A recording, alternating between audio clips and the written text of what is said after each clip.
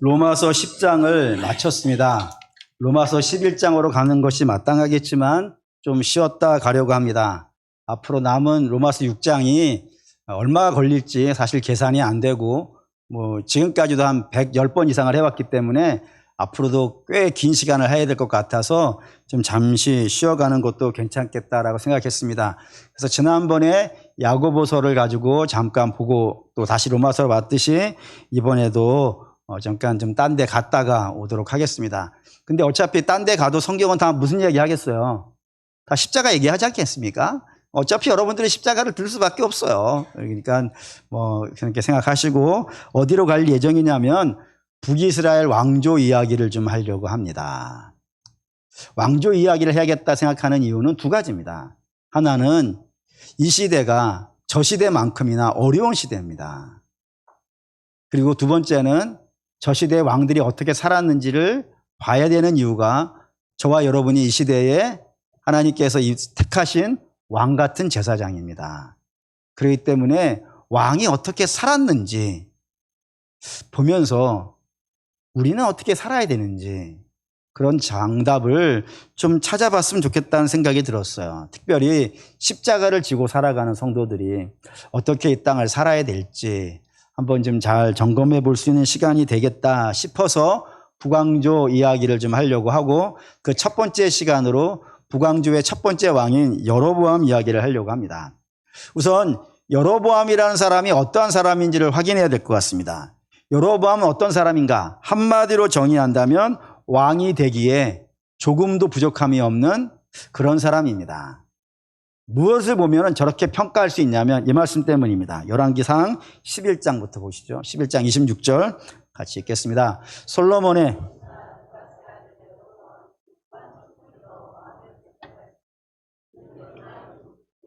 사람이요 그의 어머니의 이름은 수르니 과부더라.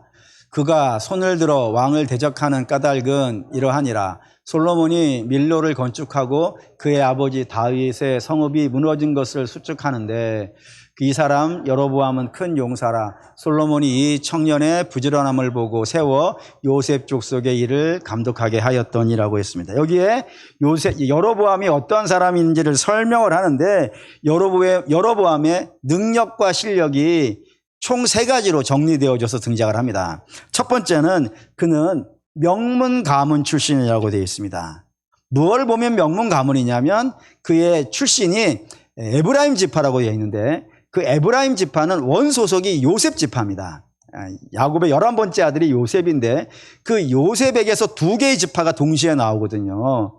근데 그 중에서 어디가 갑이냐면 원래는 므낫세가 갑이에요. 장자니까. 근데 하나님께서 므낫세를 장자로 세우지 아니하시고 에브라임을 장자로 세우셨단 말이에요.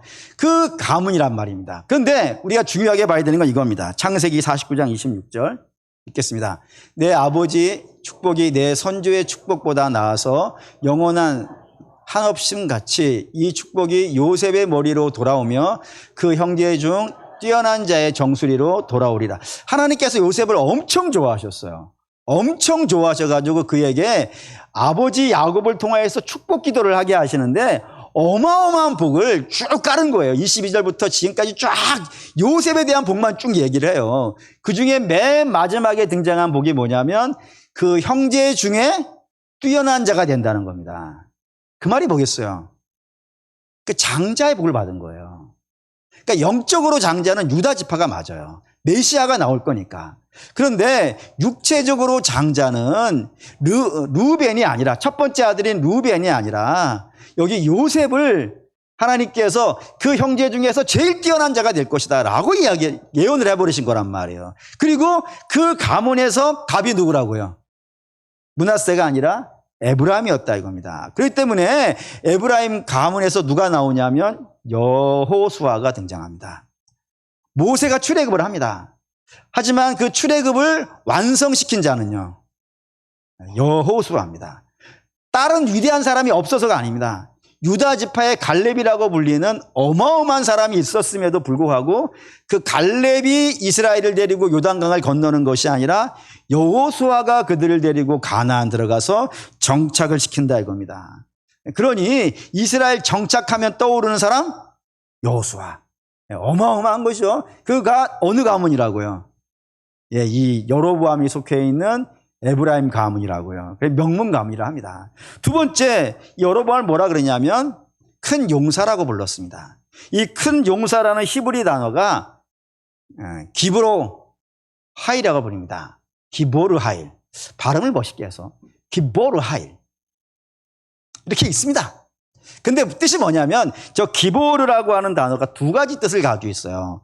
하나는 강한 자 또는 용사, 이런 육체의 힘이 강하다는 것을 설명할 때도 기보르라고 하는 단어를 쓰고, 또 하나는 상류층이라 그래서 계급을 설명할 때도 써요. 그러니까 이 기보르라는 것은 꽤 높은 상류층에 속해 있는 사람을 의미해요. 그런데 문제는 하일이라는 단어 때문에 그렇습니다. 저 하일이라고 하는 단어는 어떠한 뜻이냐면은 압도적으로 센 이라는 의미를 갖고 있어요. 그러니 용사인데 압도적인 용사예요. 그럼 뭐가 되겠어요? 다 써놨지 않습니까? 다른 얘기하면 안 되겠죠, 이때는? 천하장사예요. 뿐만 아니라 상류층인데 그 상류층에서도 압도적인 상류층이니까요. 최상류층이에요. 요즘 우리가 쓰는 표현으로 말한다면 다이아몬드 수조를 물고 나온 그런 가문에 있는 큰 용사라는 의미에서 이런 기브로 하일이라는 단어를 누구에게 썼다고요? 여로보암에게 썼다고요. 세 번째는 가문 좋아요. 가문이 좋아요. 힘도 장사예요. 거기에다가 부지런하게 자해. 좀 이렇게 아니 가문 좋다니까요. 그런데 실력도 좋아. 근데 지금 게으르면 좀 그래도 사람답잖아요. 안 그런가요? 그런데 너무 완벽해. 가문 좋아. 그리고 실력 좋아. 부지런까지 해. 이런 사람들 뭐라고 해야 되겠어요? 재수없다 이런 말 하면 안 돼요. 너무 뛰어난 거, 너무 뛰어난 거예요. 너무 뛰어나기 때문에 솔로몬이 그에게 중책을 맡겨요. 다윗성을, 아버지 때 무너졌던 그 성을 짓는데 이 여로보암을 감독관으로 세울 정도로 젊은데도 불구하고 감독관을 시킬 만큼 대단한 실력들을 가지고 있어요. 그러니 육체적으로 봤을 때는 어디 부족한 데가 없는 거예요. 그러면 왕이 되는 데는 이 실력만 있어서 되는 건 아니지 않겠어요?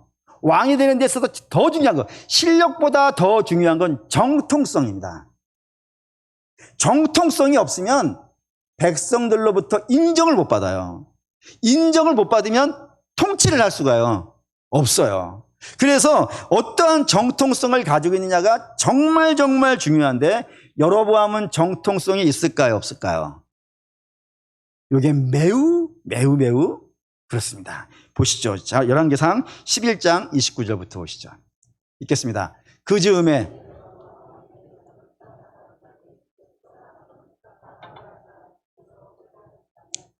아히야가 새 의복을 입었고 그 두 사람만 들에 있었더라. 아히야가 자기가 입은 새 옷을 잡아 헌고 여로보암에게 이르되 너는 10조각을 가지라. 이스라엘의 하나님 여호와의 말씀이 내가 이 나라를 솔로몬의 손에서 찢어 빼앗아 10지파를 내게 주고 라고 했습니다. 여기 이제 아히야라는 선지자가 등장하는데, 선지자는 자기 마음대로 움직이는 사람이 아닙니다. 하나님께서 여로보암에게 가라 그러셨어요. 가서 너의 겉옷을 12조각으로 쪼개가지고 그 12조각 중에 10조각을 여로보암에게 주라고. 그리고 다윗의 집에게는 내가 한 조각만 주겠다고. 그러니까 유다 지파 포함해서 베냐민이기 때문에 한 조각만 준다 그러는 것이고 10조각을 여로보암에게 주겠다 그런 겁니다. 그런데 재밌게 보셔야 되는 건 새 옷이라는 단어를 두 번을 쓰는 거예요. 성경은 항상 같은 단어를 반복하고 있다면 주목하셔야 됩니다. 그러니까 헌옷 찢어주는 게 아니에요. 별 볼 일 없는 이스라엘을 주는 게 아니에요. 솔로몬 시대의 영광이라니까요. 솔로몬 시대는 이때까지 어떠한 인류도 만나본 적이 없었던 대단한 시대란 말이에요. 그 대단한 시대를 쪼개가지고 10조각이니까 여로보암이 받은 거거든요. 어마어마한 받은 거예요. 다윗의 가문에는 두 조각만 갔으니까 12조각 중에 2조각이 세겠어요? 12조각 중에 10조각이 세겠어요? 당연히 이건 유치원생도 아는 거예요. 10조각이 많은가 2조각이 많은가는. 할렐루야. 그러니까 압도적으로 하나님께서 주셨다고요. 그러니 이 나라는 하나님이 떼어주신 거니까 정통성이 있어요, 없어요? 이거 다윗하고 똑같잖아요. 원래 이스라엘은 왕이 누구냐면은 사울이에요. 사울이 초대 왕이에요. 1번 왕. 근데 그는 유다 지파도 아니고 에브라임 지파도 아니에요. 그는 어디예요? 베냐민 지파예요. 그래서 다윗은 베냐민 지파가 아니고 유다 지파이기 때문에 그가 왕이 됐을 때 굉장히, 아니 네가 지파가 다른데, 우리 식으로 말하면 조선시대에 이 씨가 왕인데 박 씨가 왕이라고 하면 누가 믿겠어요? 이 다윗도 그런 거예요. 그런데도 불구하고 내가 왕이라 하고 자부할 수 있고, 그리고 백성들이 인정해 줄 수 있었던 것은 어디에 있는 거예요? 하나님이 그에 주셨단 말이에요. 하나님이. 똑같은 방식이라고요. 에브라임도 왕이 될 수 있는 사람이 아닌데 하나님께서 그를 붙잡아서 왕으로 세워버렸단 말이에요. 그러면 이보다 더 강력한 정통성이 어디 있어요? 그러니 여로보암은 아버지가 왕이어서 왕된 자가 아니고, 그리고 반란을 일으켜서 왕된 자도 아니며, 공부해서 시험 봐서 합격해서 왕된 자도 아니에요. 유일하게 왕을 세우실 수 있는 왕의 왕 되신 하나님께서 그를 왕으로 세웠으니 이보다 더 완벽한 정통성이 어디 있겠냔 말이에요. 그렇다면 여로보암은 육체적으로도 완벽해. 그리고 하나님이 세우신 정통성도 충분해. 좋은 자질을 가지고 있고 정통성도 완비했으니까 그는 훌륭한 왕이 되겠어요? 안 되겠어요? 돼야겠어요? 안 돼야겠어요? 네. 대답해 주셔서 고맙습니다, 성가대 여러분. 돼야 되는 것이 마땅해요. 그런데 현실은 안 된다 이겁니다. 예를 들어서 이스라엘은 사울 때부터 시작하여 마지막 왕이 시드기야인데 이때까지 총 42명이 왕이 세워집니다. 그 42명의 왕 중에서 가장 악한 왕을 누구라 라고 설명을 하냐면, 좀 사람들마다 좀 다르게 생각할 수도 있겠지만 대개의 경우, 대개의 경우라고 자신하는 건 제가 거기에 속해 있겠습니까? 대개의 경우 누구라 하냐면 아합이라고 합니다. 아합. 하나님과 싸웠던 그 이세벨의 남편인 아합이 가장 악한 왕인데, 이 가장 악한 왕을 설명할 때 성경이 뭐라 하는지 보시면 열왕기상 16장 30절입니다. 읽겠습니다.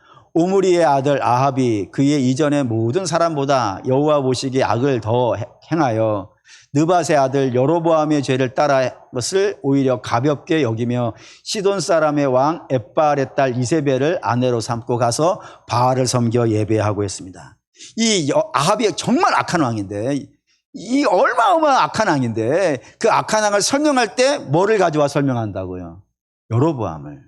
반대로 얘기해 볼까요? 이스라엘의 왕 중에서 이 사람은 정말 훌륭한 왕이야 라고 할 때는 뭐를 기준으로 이 사람은 훌륭한 왕이라 그러겠어요? 다윗이에요. 다윗의 깃을 갔느냐. 그러면 여로보암은 그 반대예요. 다윗의 반대편에 서 있는 사람인 거예요. 그러니까 여로보암의 길을 간 사람. 악한 왕들마다 그렇게 얘기해요. 여로보암의 길을 간 사람. 이렇게 불린단 말입니다. 그럼 이 사람 얼마나 악한 왕이겠어요. 그러면 놀라운 것 아니겠습니까? 분명히 그가 처음에 왕으로 시작되어졌을 때는 참 대단한 왕이었대. 모든 조건을, 좋은 조건을 다 갖고 나왔다니까요. 그 좋은 조건을 다 갖고 나왔음에도 불구하고 이 사람이 이렇게 최대로 악한 왕으로 설명되어지는 그런 이유는 어디에 있을까요? 무엇이 이 좋은 조건을 다 악한 조건으로 바꿔버린 힘이 있었을까요? 바로 두려움이라고 성경이 이야기합니다. 두려움이라고요. 그 두려움이 어떤 두려움인지 봅시다. 열왕기상 12장 25절부터 봅니다. 읽겠습니다. 여로보암이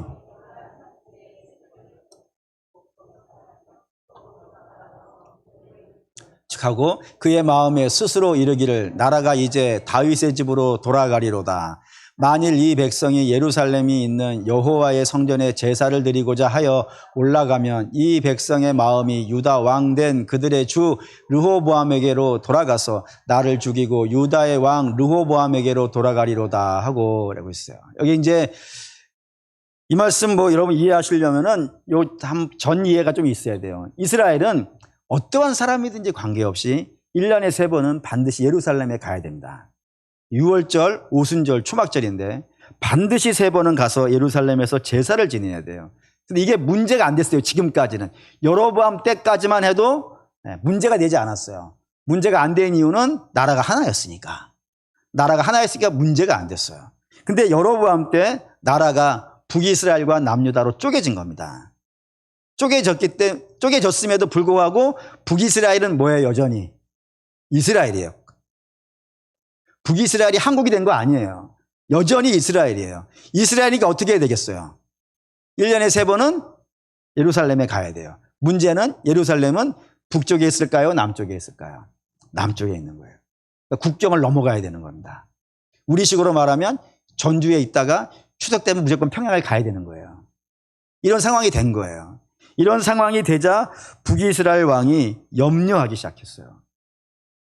혹시 내 백성이 예루살렘에 갔다가 르호보암이라는 왕이 꼬시는 거예요. 야, 우리 이게 뭐냐 나라가. 우리 원래 다 한 나라 아니었냐. 그런데 이렇게 나라가 쪼개져 가지고 이렇게 분쟁하고 있으니 얼마나 안 좋냐. 그러니 우리 통일을 하자. 그러기 위해서 너희들이 북쪽에 올라갔을 때 그 여로보암을 죽여버리면은 다시 나라가 하나가 될 수 있지 않겠냐. 가서 해라. 라고 이야기하면 어떻게 되는가. 그때 백성들이 뭔 택도 없는 소리예요. 우리는 그럴 수 없어요. 그럴 수 있잖아요. 근데 문제는 3세번이 가니까. 3세번이 무서운 게 뭐예요, 여러분? 유월절 갔다가, 오순절 갔다가, 수박절 갔다가, 3세번이 넘어갈 수 있지 않겠어요? 여로보암이 그렇게 생각했다 이거지. 넘어가서, 올라와서 나를 죽이고 이 나라를 남유다로 가져가 버리면 어떡하는가. 라는 이런 염려가 두려움이 되기 시작했어요. 두려움이 된 거예요. 사랑하는 우리 믿음의 성도 여러분, 이런 염려를 뭐라 그럴까요? 한자로 하면은 기우라고 합니다. 기우의 뜻이 무엇이냐면 중국 고사에서 나왔죠. 기나라라고 하는 나라에 어떠한 사람이 걱정을 한 거예요. 어떤 걱정을?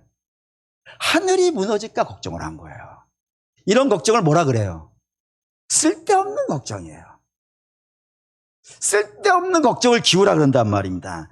그런데 사랑하는 믿음의 성도 여러분, 여로보암의 걱정을 쓸데없는 걱정이라고 하는 이유가 있습니다. 절대로 쓸데없는 걱정이라는 이유가 있어요. 왜 그러냐면은 하늘은 무너질 수 있을까요? 없을까요, 여러분? 하늘은 무너질 수 있을까요? 없을까요? 이게 어렵습니까? 여러분, 하늘은 하나님이 아닙니다. 피조물입니다. 피조물이라는 건 영원하지 않습니다, 여러분. 아무리 대단한 거라 하더라도 피조물은 영원하지 않습니다. 변합니다. 시도 때도 없이 변합니다. 비 왔다, 눈 왔다, 더웠다, 추웠다 합니다. 그럴 수밖에 없어요. 피조물이에요. 결정적인 거 하나 있죠. 우리 주님 다시 오시는 날, 지금 우리가 보는 하늘과 지금 우리가 보는 땅은요, 없어질 거예요. 새 하늘과 새 땅을 주신다고 했어요. 그러면 이 하늘 영원하지 않아요. 무너질 날이 있단 말이에요. 그런데 우리가 하나님에 대해서 안심할 수 있는 이유는 하늘은 무너질 수 있지만 하나님은요, 아닌 거예요, 여러분. 우리 하나님에 대해서 안심할 수 있는 이유를 두 가지로 설명합니다. 하나는 하나님은 변하지 않는다 이거예요. 얼만큼 변하지 않냐면 회전하는 그림자도 없다고 돼 있어요. 회전하는 그림자가 없다는 건 그림자는 하늘의 태양 때문에 움직이는 거 아니겠어요? 해가 여기에 있으면 그림자는 이쪽에, 이쪽에 있으면 이쪽에, 머리에 있으면 짧아지고 옆에 있으면 길어지고요. 이런 식으로 해에 따라서 그림자가 좌우된단 말이에요. 근데 하나님은 그런 일이 없다 이거예요. 어떠한 환경과 상황이 펼쳐진다 하더라도, 외부적인 조건이 이렇게 변하고 저렇게 변한다 하더라도 하나님은 변하시지 않는다 이거예요. 쉽게 표현할까요? 하나님이 저와 여러분을 사랑한다라고 말하면요, 그 사랑이 변하겠습니까? 안 변하겠습니까?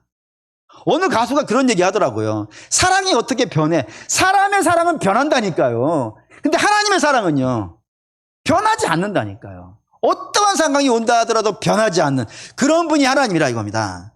두 번째, 하나님에 대해서 우리가 안심할 수 있는 것은 하나님은 압도적인 하나님이에요. 저는 이 압도적이라는 말을 어마어마하게 좋아합니다. 그 말인즉슨 하나님은 안 변하려고 하는 거예요. 난 안 변해! 막 예를 들어서 안 변해! 했는데 어떤 강한 적이 와서 빼앗아 가는 거예요. 그러면 나는 안 변하고 싶지만 어쩔 수 없이 변할 수 있잖아요. 그런 일이 있을 수 있다 없다? 하나님에 대해서 없다 이겁니다. 왜 없냐면 이렇게 돼 있어요. 욥기 1장 21절 읽겠습니다. 이르되 내가 모태에서 알몸으로 나왔사온즉 또한 알몸이 그리로 돌아갈지어다.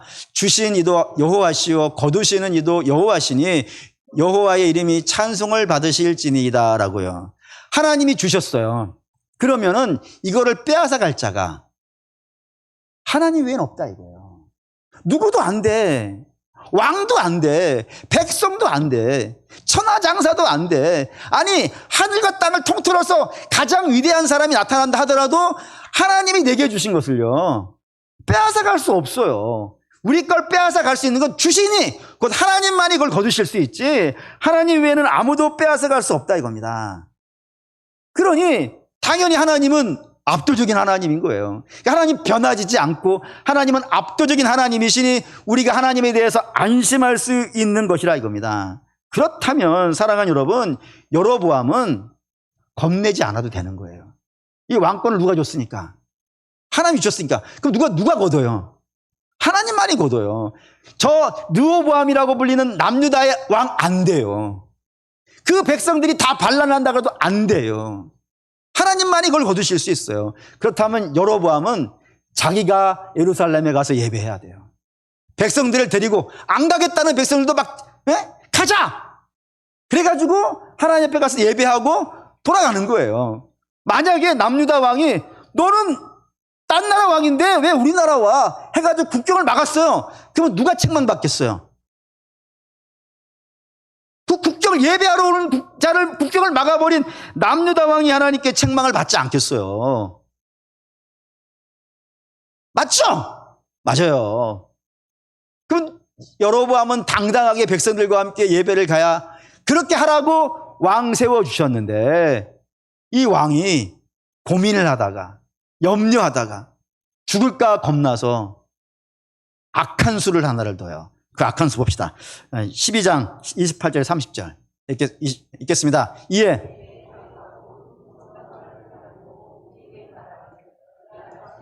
살렘을 올라갈 것이 없도다. 이스라엘아 이는 너희를 애굽 땅에서 인도하여 올린 너희의 신들이라 하고 하나는 베델에 두고 하나는 단에 둔지라. 이 일이 죄가 되었으니 이는 백성들이 단까지 가서 그 하나에게 경배함이라 했습니다. 예. 국경을 누가 막았다고요? 북이스라엘 왕이 국경을 막았어요. 그 백성들이 예루살렘에 가서 예배 드리려는 것을 못 가게 한 거예요. 못 가게 한 것도 심각한데 베델과 단에다가 금송아지를 세웠어요. 그리고 도무지 해결할 수 없는 심각한 죄를 저질렀습니다. 그게 뭔 죄라고요? 그 금송아지를 여호와라고 불렀다 이거예요. 금송아지를 여호와라고. 여러분 이게 굉장히 무서운 것이 됐습니다. 그래서 백성들이 단이라면은 우리 식으로 하는 백두산이에요. 저 제주도에 있는 백성들이 백두산까지 올라가가지고 그 단에서 금송아지한테 여호와라 불러게 만들었다 입니다. 이게 왜 심각한 문제냐면은 왜 가장 심각한 죄냐면은 이스라엘에게 우상 숭배는 여로보암 이전에도 많이 있었어요.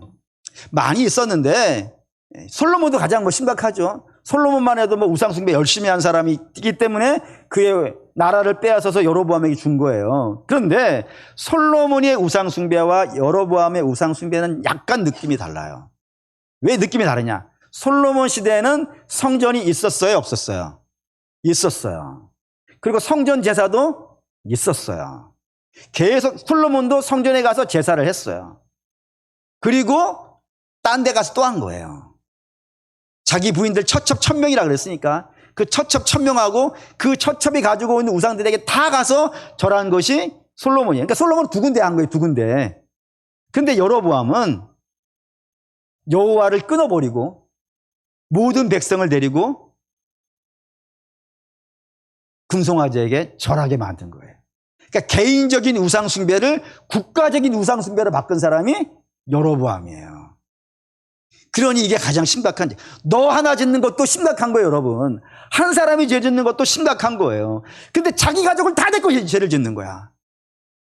자기 국민들을 다 데리고 죄를 짓는 거야. 죄 안 지려는 사람들 데리고 가서 죄 짓게 하는 거예요. 그게 여로보암이었다 이겁니다. 뭐 때문에? 두려워서요. 두려워서. 내가 죽을까 봐. 하나님을 겁내야 되는데 백성들이 내 왕권을 빼앗을까 봐 그 겁나가지고 하나님을 배신해버리는, 백성들을 다 데리고 가서 배신해버리는 그런 사람이 되었다 이겁니다. 그러니 그 좋은 자질과 정통성을 가지고 최악의 왕이 돼버린 거예요. 근데 여러분, 이런 이야기가 성경에 꽤 많이 나와요. 꽤 많이 나와요. 예를 든다면 가장 유명한 사람으로 한번 해봅시다. 아브라함이에요. 아브라함은 다 갖다 붙일 수 있을 정도로 참 많이 나와요, 이 사람. 이 아브라함인데, 아브라함을 하나님께서 맨 처음 만나셨을 때 약속을 하나 하신 게 있어요. 약속 볼까요? 창세기 12장 2절. 있습니다. 내가 너로 큰 민족을 이루고 내게 복을 주어 내 이름을 창대하게 하리니 너는 복이 될지라 라고요. 하나님께서 복을 주시겠는데 어떤 복을 주시겠다고요? 큰 민족이 되게 하는 복을 주셨다고 해요. 근데 이 큰 민족이 되기 위해서는 먼저 뭐가 있어야겠어요? 예를 들어 천리길도 한 걸음이 시작돼야 천리가 되는 것 아니겠어요? 근데 큰 민족이 되려면요, 자식은 하나는 있어야 될 건 아니겠어요? 근데 아브라함은 없는 거예요. 그러니 저 큰 민족을 되게 하시겠다 하나님이 약속을 하셨다는 건 기본적으로 뭐는 하나 해결해 주셔야 되는 거예요. 자식 없는 아브라함에게 자식을 하나를 줘야 돼요. 그런데 자식을 주려면은 누가 있어야겠어요? 아브라함에게 누가 있어야겠어요? 부인이 있어야 되지 않아요? 부인이 없이 자식이 나올 수 있을까? 사랑하는 우리 남신도 여러분, 부인을 귀하게 여기시기 바랍니다. 이런 얘기 갑자기 왜 하지? 어쨌든 아브라함에게는 사라가 있어야 이삭이 나오는 거예요. 그런데 아브라함이 사라를 2번을 팔아요. 하나님이 사라를 통하여서 큰 민족을 이루겠다 하시는데 사라를 팔아버린다는 건 저 약속이 어떻게 되는 거예요? 이게 심각한 거 아니겠어요? 왜 그렇게 됐을까요? 12장 12절 보시죠. 읽겠습니다. 애굽 사람이 그대를 볼 때에 이르기를 이는 그의 아내라 하여 나는 죽이고 그대는 살리리라. 죽을까 겁나서. 두려움이 아브라함도 엄습을 해오니까 자기 부인을 팔아요. 2번이나 다른 사람에게 넘겨요. 그런 일이 여러분 있더라 이겁니다. 두려움이 그걸 이렇게 한다니까. 몰아가요 그렇게. 이 두려움의 이야기를 예수님은 좀 다른 식으로 아주 재밌게 설명한 게 있습니다. 마태복음 6장 24절 읽겠습니다. 한 사람이 2 주인을 섬기지 못할 것이니 혹 이를 미워하고 저를 사랑하거나 혹 이를 중히 여기고 저를 경히 여김이라. 너희가 하나님과 재물을 겸하여 섬기지 못하리라 했습니다. 여기 섬긴다는 말을 굉장히 주목하셔야 돼요. 섬기는 것을 누구를 섬기는 데 쓰는 거예요? 원래는 하나님이에요. 그런데 재물에게도 갖다 붙였단 말이에요. 그 말인즉슨 저 문장만 놓고 보면은 하나님과 재물이 어떻게 된 거예요? 동급이 된 걸 여러분이 보셔야 돼요. 근데 재물은 하나님과 동급이 될 수 있어요, 없어요? 없어요. 왜? 저건 피조물이거든요. 피조물이에요. 피조물이기 때문에 2가지를 영영 못해요. 첫째, 생명을 낳지 못해요. 절대로 돈은 생명을 낳지 못해요. 어떠한 상황이 온다 하더라도. 2번째, 영원하지 않아요. 돈은 영원하지 않아요. 하나님만 그게 가능해요. 하나님은 생명을 낳으시는 분이고, 그리고 하나님이 영원한 분이에요. 그러니까 이거 완전 다른 거예요. 하나님과 재물은 서로 이렇게 갖다가 비교해 놓을 수 있을 그런 종류가 아니에요. 이건 하늘과 땅보다 더 먼 사이가 이 하나님과 재물이에요. 그런데 어떠한 사람에게는 하나님과 재물이 동급이 되는 경우가 있다는 거예요. 언제 그럴까요? 31절에 이런 말씀이 있어요. 읽겠습니다. 그러므로 염려하여 이르기를 무엇을 먹을까, 무엇을 마실까, 무엇을 입을까 하지 마. 염려하면 내가 무엇을 먹을지, 어떻게 살지? 여러분, 두려움이, 염려는 할 수 있어요. 이 세상 복잡한 세상이니까 염려가 있을 수 있어요. 하지만 그 염려가 두려움이 돼버리는 거예요. 나 없으면, 이거 없으면 오늘 어떻게 살지? 에이? 돈 없으면 어떻게 살지? 자식이 좋은 대학 못 가면 어떻게 살지? 뭐 없으면 어떻게 살지? 이렇게 두려움에 빠지는 거예요. 두려움에 빠지는. 그래서 두려움에 빠지는 자에게는 반드시 하나님과 재물이 동급이 돼버리는 우상숭배, 여러분, 이거는. 우상숭배가 일어나요. 그런데 우상숭배 못지않게 중요한 문제가 하나가 있어요. 그게 뭐냐면 이겁니다. 6장 33절. 있습니다. 그런즉 너희는 먼저 그의 나라와 그의 일을 구하라. 그리하면 이 모든 것을 너희에게 주시라. 하나님이 우리를 자녀로 삼으시고 우리에게 원하시는 게 있어요. 그 원하시는 게 뭐예요? 그의 나라가 우리에게 이루어지는 겁니다. 그의 의가 우리에게 이루어지는 거예요. 그러면서 우리가 막 성장해 가는 겁니다. 성장해 가다가 보면은 무슨 일이 있겠어요? 열매가 있겠죠. 그러니까 신앙이라는 건 열매가 최종 목표인 거예요, 지금. 열매가 나타나야 돼요. 그거를 이루시기 위해서 하나님 우리를 구원하셨단 말입니다. 그러면 그러기 위해서 우리 열매 있는 신앙이 되기 위해서는 지금 뭐 하고 있어야 되냐면 하나님과 교제하고 있어야 되고, 하나님과 교제하고 있는 자에게는 하나님 나라와 그 의가 구해져야 돼요. 구해져서 우리 안에게 충만해져 가야 된단 말이에요. 그런데 염려하는 자에게는 하나님의 나라와 그의 의가 중요한 게 아니에요. 밥이 나와? 떡이 돼? 돈이 돼? 중요하지 않은 거예요. 더 중요한 건 뭐예요? 무엇을 먹을까? 무엇을 입을까? 그게 더 중요한 문제예요. 그래서 시간을 다 어디다 쓰겠어요? 시간을 다 어디다 쓰겠어요? 여러분, 사람은 시간을 내가 제일 좋아하는 데다 써요. 제일 좋아하는 데다 써요. 근데 우리는 하나님 나라와 그 일을 구하면서 주님과 교제하는 그런 데 시간을 써야 되는데 이게 중요하지 않은 거예요. 그래서 그걸 하십시오. 그걸 하십시오 하면 뭐라 그래요? 내일부터 하죠. 다음 달부터 할게요. 내가 내년에는 정말 제가 예배를 제대로 한번 해보겠습니다. 물론 내년에도 해야 돼요. 근데 왜 그걸 내년으로만, 지금 하면 안 되는가? 할렐루야! 왜? 오늘 주님이 오시면 어쩌시려고. 여러분, 주님이 예루살렘에 입성하실 때 무화과 나무를 보신 적 있잖아요. 근데 그 무화과 나무에 무엇을 원하시면서 가요? 열매를 원하시면서 가요. 우리를 볼 때도 마찬가지지 않겠어요? 너에게 어떤 열매가, 나하고 함께 살았으면 열매가 있을 텐데 어떤 열매가 있냐라고 찾아오시는 거란 말이에요. 내게 열매를 구하시는데 열매 없으면 어떻게 하는 거예요, 여러분? 우리 주님이 막 천년 만년 뒤에 오신다면 뭐 오늘 놀 수 있겠지만 오늘일지도 모르는 거 아니에요. 오늘일지도 모르는 거 아니에요. 그러니까 신앙은 언제부터 시작돼야 되는 거예요, 여러분? 이 설교를 듣는 이 순간부터 해요, 여러분. 오늘도 하면 오늘 저녁도 오늘이잖아요. 내 지금부터 해야지. 지금부터 하나님 나라와 그의 일을 구하는, 우리 주님이 길로 가라 그랬으니까 이거를 먼저 하는 사람이 돼야지. 물론 먹고 사는 일도 중요하니까 그것도 하시라 이거예요. 근데 그것만 해버리지 말고 오늘 내가 해야 될 신앙은 오늘 내가 해야 되는 거란 말이에요. 그렇게 가야 되는데 두려움에 빠지면 이게 미뤄지는 겁니다. 미뤄지는 겁니다. 그러면 큰일 난 일이 발생되죠. 그런 일이 있다 이겁니다. 그러면 그렇게 내가 오늘 해야 될 걸 못하고 넘어갔으니까 낭비죠. 허비예요. 그러니까 여러분, 두려움에 빠지면 죄도 들어가지만 두려움에 빠지면 세월을 아끼라 하셨던 주의 말씀을 우리가 놓치게 돼요. 그래서 열매 없는 신앙이 되어버리는 정말 무서운 일들이 발생되어 줄 수 있다 입니다. 그런 것들의 원인이 두려움이라는 것으로 설명이 되고 있는 걸 보셔야 된다 이겁니다. 물론 사랑하는 여러분, 사람이 어찌 이 땅을 살면서 죄 많은 세상인데 공중권세 잡은 자들이 공격하는 이 시대인데 우리 어떻게 염려 없이 살 수는 있겠어요. 염려 있을 수 있어요. 근데 염려가 어디로는 가지 말아야 돼요. 두려움으로는 가지 말아야 돼요. 그럼 큰일 나니까. 그럼 어떻게 해야 두려움에 빠지지 않을까요? 성경이 이렇게 얘기합니다. 요한일서 4장 18절 읽겠습니다. 사랑 안에 두려움에는 형벌이 있음이라. 두려워하는 자는 사랑 안에서 온전히 이루지 못하느니라. 예, 두려움을 몰아내는 방법을 성경은 뭐로 설명하고 있어요? 사랑 안에서 두려움이 없고, 그러니까 사랑 밖에서는 아니에요. 사랑 안에서 두려움이 없고 온전한 사랑이 두려움을 내쫓는다고 했습니다. 그럼 여러분 물으셔야 돼요. 저 사랑이 뭐냐고. 성경은 항상 질문을 하셔야 된다. 질문하시면서 읽으셔야 돼요. 저 사람이 뭐길래 두려움을 몰아내는가? 성경은 두 가지로 설명합니다. 4장 10절에서 11절. 있습니다.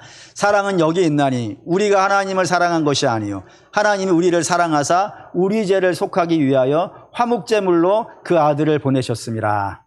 사랑하는 자들아 하나님이 이같이 우리를 사랑하셨은즉 우리도 서로 사랑하는 것이 마땅하니라. 두 가지로 설명했어요. 첫 번째는 무엇이냐면 하나님의 사랑을 알아야 된다 이겁니다.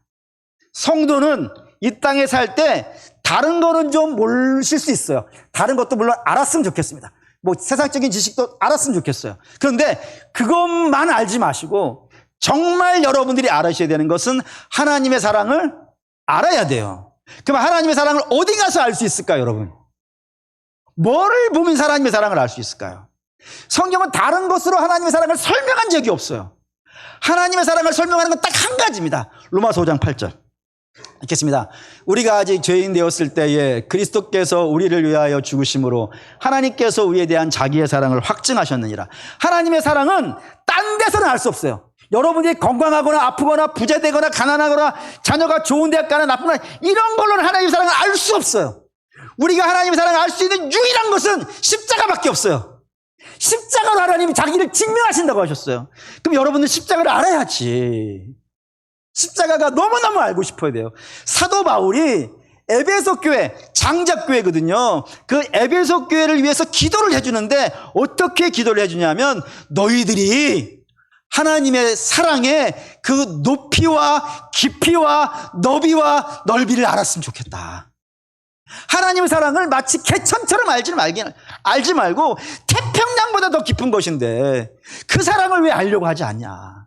하나님의 사랑은 에베레스트보다 더 높은데 우주보다 더 높은데 왜 그 사랑을 마치 거달기식으로만 뭐 사랑이 사랑하지 이렇게만 알지 말라. 그 사랑을 알기 위해서 사도가 기도하잖아요. 그럼 우리도 기도해야 되지 않겠습니까?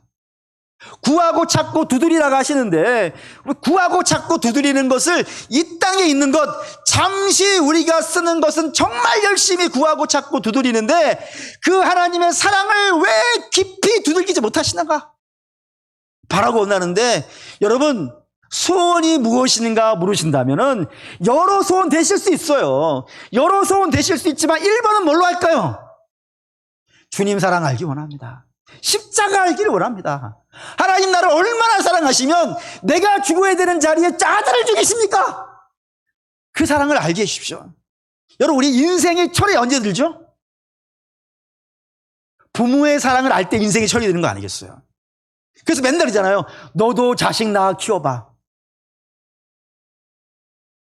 맞죠? 신앙의 철은 언제 들까요? 하나님이 나를 얼마나 사랑하셔서 아들을 죽이시는가 이 압도적인 힘을 알 때 아니겠습니까? 그러니 하나님의 사랑을 아는 자들 되시길 바랍니다. 이거 한번 보죠. 뭐 추석이잖아요. 집에 첫째까지 되죠? 봅시다. 사도행전 5장 29절에 32절 읽겠습니다. 베드로와 사도들이 대답하여 이르되 사람보다 하나님께 순종하는 것이 마땅하니라. 너희가 나무에 달아 죽인 예수를 우리 조상의 하나님이 살리시고 이스라엘에게 회개함과 죄사함을 주시려고 그를 오른손으로 높이사 임금과 구지로 삼으셨느니라. 사도들이 지금 누군가 앞에서 당당하게 예수를 증거하고 있는 겁니다. 그 누군가가 누굴까요? 바리새인이에요. 그 바리새인은 제자들이 옛날에 공포에 떨었던 사람이에요. 그래서 예수님이 잡혀갈 때 내가 예수님 지켜드릴게요 했지만 바리새인들이 잡아갈 때 다 도망갔어요. 무서워서. 예전에 주님 십자가 달리시던 그날 무서워서 그 골고다 밑으로 가지도 못하고 먼 산에서 주님 바라봤어요. 또한 그 바리새인들이 무서워서 예루살렘 시내에 돌아다니지도 못하고 마가의 다락방에 숨어서 꽁꽁 묶여있던 자들이에요. 그런 자들이 그 무서워하던 바리새인 앞에서 내가 살아계신 하나님을 증거한다 이거. 내가 너희를 겁낼 것 같냐? 이렇게 얘기한단 말이에요. 어떻게 해서 이렇게 용기 있고 담대한 사람이 됐을까요? 성경을 분명히 설명합니다.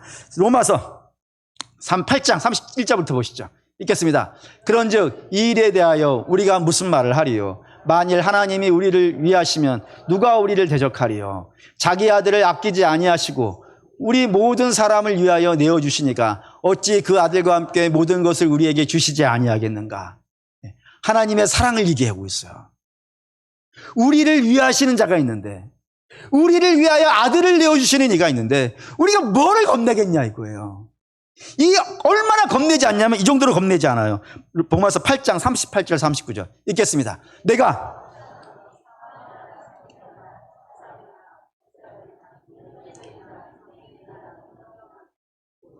기품이나 다른 어떤 피조물이라도 우리 주 그리스도 예수 안에 있는 하나님의 사랑에서 끊을 수 없다고요. 하나님의 사랑을 알게 되어지면은 이 세상, 저게 표현되어 있는 글자들이 사람이 생각할 때 제일 센 것들이에요. 아무리 센 것들이 우리를 공격한다 하더라도 우리 겁나지 않아. 왜? 하나님의 사랑이 안에 있거든, 우리가. 사랑하는 믿음의 성도 여러분, 그 정도로 압도적인 겁니다. 고로 이 계절에 여러분들이 꼭 하나님의 사랑을 깊이 아는 계절 되셨으면 좋겠어요. 그리고 주님의 사랑 아는 길을 간절히 소망하셨으면 좋겠습니다. 십자가를 만나는 계절 되시길 바랍니다. 그러면 여러분 안에서 말할 수 없는 기쁨과 충만함들이 쏟아져 나올 줄 믿습니다. 두 번째 뭐라고 되어 있냐면 그 사랑을 알았냐? 이제 그러면 그 사랑을 나누라. 서로에게 나누라고 되어 있습니다. 지난번 박모세 찬양 사역자가 우리 교회에 와 간증을 할 때 그 간증 적잖이 잃어버렸는데 잊어버리지 않고 마음에 새기고 있는 거 있어요. 그게 뭐냐면 그 어머니가 그 할머니 이야기를 한 적이 있습니다. 할머니가 이랬대요. 우리 아들이 손자가 죽게 되었는데 이거 의사들도 못 살린다고 한다고. 살릴 수 있는 유일한 게 있다면 하나님이 도와주셔야 되고 하나님이 도와주시기를 간절히 바라는 우리 교회가 함께 기도해 줘야 되는데 내가 눈에 안 보이면은 우리 성도들이 우리 손자 잊어버릴까 봐. 잊어버리면 기도 안 해줄 거니까. 그래서 안 잊어버렸으면 좋겠는 거예요. 그래서 뭐 했냐면 교회 와서 이불 깔고 살았다고. 저는 그런 일이 우리 교회에서 없었으면 좋겠어요. 눈에 보이면 기도해 주고 눈에 안 보이면 잊어버리는 그런 사랑은 사랑일 수 없습니다. 우리는 눈에 보이든 눈에 안 보이든 우리 주변에 고통받고 아파하는 이웃이 있다면 그를 위해서 기도해 줘야 됩니다. 어떤 성도가 제게 이런 간증을 하나 했어요. 우리 성도들이 예배 때마다 기도해 주는 힘으로 삽니다. 여러분, 사랑의 기도 안에는 이루 말할 수 없이 놀라운 힘이 있습니다. 여러분들이 한마디 하시는 기도 같죠? 그 한마디씩들이 모여서 주의 병을 채울 줄 믿습니다. 그런 역사가 있어요. 그러니 따뜻한 눈빛, 사랑의 말 한마디, 고난받는 성도들에게는 이루 말할 수 없이 큰 힘이 됩니다. 안아주시면 참 좋겠고 때로 같이 울어주시는 것도 굉장한 힘이 됩니다. 때로는 기억나면은 전화 한번 하셔서 같이 밥 한번 먹자고. 얼마나 큰 힘이 되는지 모릅니다. 요즘 굉장히 유행하는 복음성가 하나가 있습니다. 혼자 걷지 않아요 라는 건데, 물론 그 가사는 이런 겁니다. 하나님께서 우리로 하여금 인생의 길을 혼자 걷게 하지 않는다고. 함께 걸어주실 겁니다. 근데 하나님께서 우리를 식구로 묶어놓은 거 아니겠어요? 식구 뭐죠? 같이 밥 먹는 사람. 여러분 같이 밥 먹어요, 안 먹어요? 그러니까 꼭 교회에서 밥을 먹고 가셔야 돼. 근데 우리는 사실 식당에서 먹는 밥보다 더 중요한 밥이 있어요. 뭐예요? 성찬. 예수님의 살과 피를 같이 먹고 있어요. 그럼 우리 식구 아닙니까? 아멘 안 하면 집에 안 보낼 겁니다. 우리 식구 맞죠? 식구 맞으니까 식구는 눈에 보이지 않아도 사랑하지 않습니까? 이 명절이니까 이런 얘기할 수 있는데 자녀들 멀리 있지만 안 잊어버리는 이유는 식구지 않겠습니까? 우리 식구입니다. 같이 기도해 주시죠. 고통받는 사람들, 아파하는 사람들, 괴로워하는 분들 알아줘야 되는 거 아니지 않습니까? 하여튼 식구니까 하나님 기도합니다 하면서 기도해 주시기 바랍니다. 결론합시다. 이 세상 염려할 일 많습니다. 근데 그 염려가 우리 자꾸 고난으로 두려움으로 몰아갑니다. 그 두려움에 몰려가면은 죄를 짓든지 인생을 낭비하게 됩니다. 그러니 염려가 있더라도 두려움으로 가면 안 됩니다. 두려움 생기십니까? 그럼 여러분 염려 생기십니까? 두려움으로 가지 말고 십자가로 가십시오. 십자가 앞으로 가셔서 주님 붙잡고 믿음을 구하시고 주의 사랑 안에 머물러 계십시오. 하나님 분명히 저와 여러분들을 도와주실 겁니다. 뿐만 아니라 여러분들이 주님의 십자가로 말미암아 이루 말할 수 없는 사랑을 받으셨습니까? 그러면 그 사랑을 여러분 안에 댐으로 쌓아두지 마시고 그 뚝을 허십시오. 뚝을 허셔서 여러분 기둥뿌리 뽑으라는 거 아닙니다. 사랑해 주십시오. 여러분의 말 한마디, 기도 한마디, 잡아주는 손이 하나님의 역사가 흘러가는 도구가 될 것이고 통로가 될 겁니다. 그런 역사가 있는, 그래서 우리 안에는 두려움이 없는, 사랑이 두려움을 몰아낸 그런 교회 되시기를 주의 이름으로 축원합니다. 아멘. 결단하겠습니다.